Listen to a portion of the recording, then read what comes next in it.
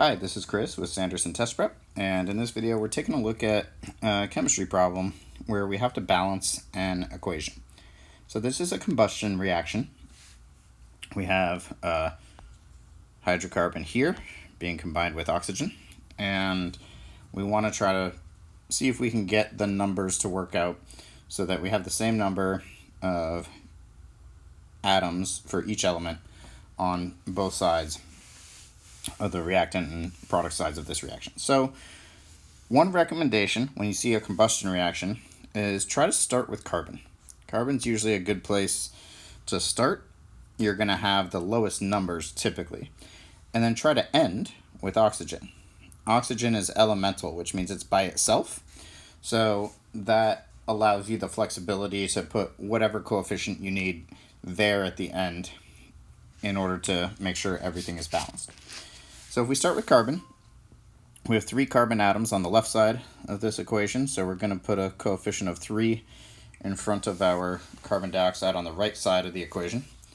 So to do a little tally, we'll have for carbon, we got 3 carbons here, 3 carbons here, so we're good with carbon. Next, since we want to finish with oxygen, that means the only other element that we have to take into consideration here is going to be hydrogen. So let's check that out. For hydrogen, we've got 8 on that left side, and we've only got 2 on the right side. So if we multiply that times 4, that would give us a total of 8 hydrogens over here and 8 hydrogens over here. So we're good to go as far as the hydrogens are concerned. And then, like I said, if we want to finish with oxygen, let's check and make sure that that's going to work out nicely. So here we have a coefficient of 3 times the 2 oxygens. So there's 6 oxygens accounted for there with the carbon dioxide. And we have a coefficient of 4 with the 1 oxygen from the water vapor. So we got a total of 4 oxygens there. So 6 plus 4, 10 oxygens on that right side. So we should have 10 on the left. And if we put a coefficient of 5 in front of the O2, 5 times 2 gives us 10 oxygens on the left. And we are good to go. Everything is matched up. So we are done. We have a balanced chemical reaction on this one. Now let's take a look at another example where sometimes the numbers don't work out quite as smoothly, and we might have to do a little bit of work with some fractions to address a different kind of balancing reaction. So here we have aluminum and HCl, and then we have aluminum chloride and H2 on our product side. So let's start with aluminum. We have 1 here and 1 here. Okay, so at first glance we might think, all right, well then we don't need to worry too much about those coefficients because that's already balanced. So let's move on to our next element. Let's try chlorine. We've got 1 here, we've got 3 here.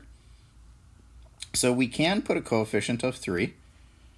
So here we've got 1 aluminum on both sides. And then we've got 3 chlorines on both sides.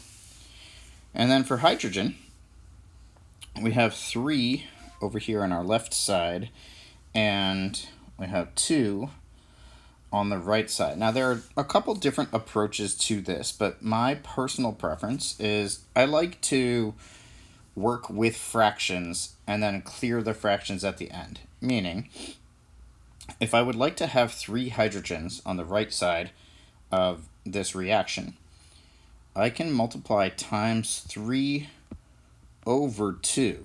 The 2's would cancel out when you go to multiply that, so you would end up with a total of 3 hydrogens on the left and 3 hydrogens on the right. But we don't like to have coefficients for a chemical reaction that are fractions. So although we do have 3 hydrogens on both sides, what we can do in order to make this a balanced reaction, with whole number values is we can multiply everything times 2.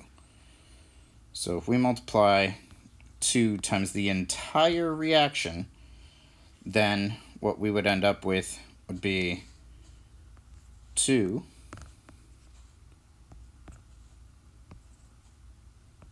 plus 6 HCl, 2 AlCl3 plus 3 H2. Let's check and see if that worked out correctly. So again, if we are comfortable enough with fractions, I do recommend using a fraction as a coefficient, and then when you're done balancing, clear the fraction by multiplying the entire reaction by the denominator for those coefficients to work out. And let's just make sure we have 2Al, 6H, and 6Cl on the left.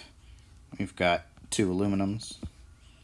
We've got a total of 6 H's, and we've got a total of 6 Cl's on the right, so we are balanced. So that's one example of using a fraction coefficient approach to balancing a chemical reaction.